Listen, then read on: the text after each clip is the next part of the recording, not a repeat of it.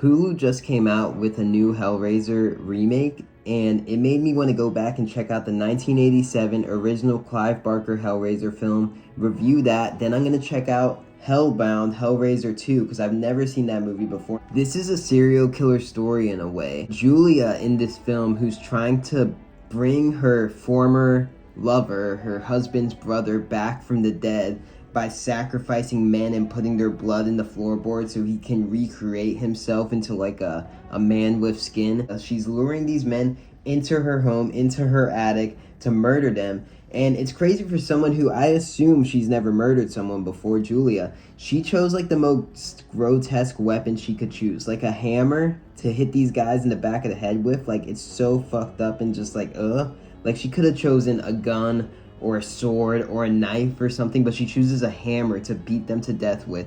It's pretty messed up. This whole movie is filled with real practical effects, and they're very violent, very bloody, very disturbing. I love seeing the stages and the recreation of Frank. I don't know why his like catchphrase in this movie is "come to daddy." He says it to like everyone, and he says it like 5 times in this movie. He's like, "come to daddy." Like, why does anyone like this Frank character?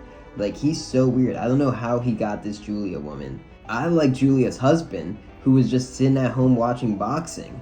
Like, I'd want to hang out with that guy more than Frank, who keeps saying, "come to daddy." The way Kirsty gets the box and sort of like opens it when she's like, Frank's like, "give it to me," and she's like, "why do you want it?" And he's like, "give it to me," and she's like, "ah," and she throws it, and then she carries it with her everywhere for the rest of the film until she opens it finally. And just like, I thought that was kind of ridiculous, but it leads to one of the greatest scenes, I think, in horror history, when the Cenobites visit Kirsty and we see Pinhead, and there's so many great lines dropped in that scene. I love when Kirsty's like, "go to hell," and the one female Cenobite's like, "we can't, not alone." There's so many things that like they just give you a little bit, and it makes you wonder like, what the fuck do they mean by that?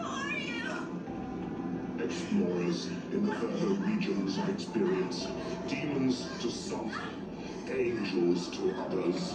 I love the box. You opened it. We came. Now you must come with us.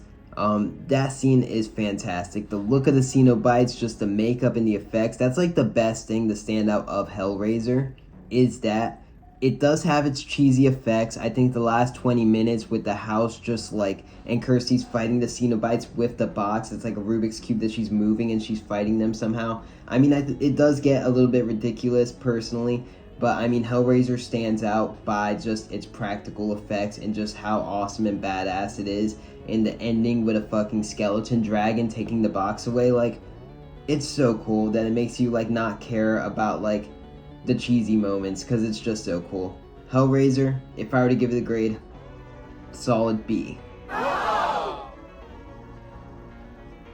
Also, Etsy.com/shop/evilbroomstick. I make hand-painted horror hats. Buy yourself something for Halloween. Peace.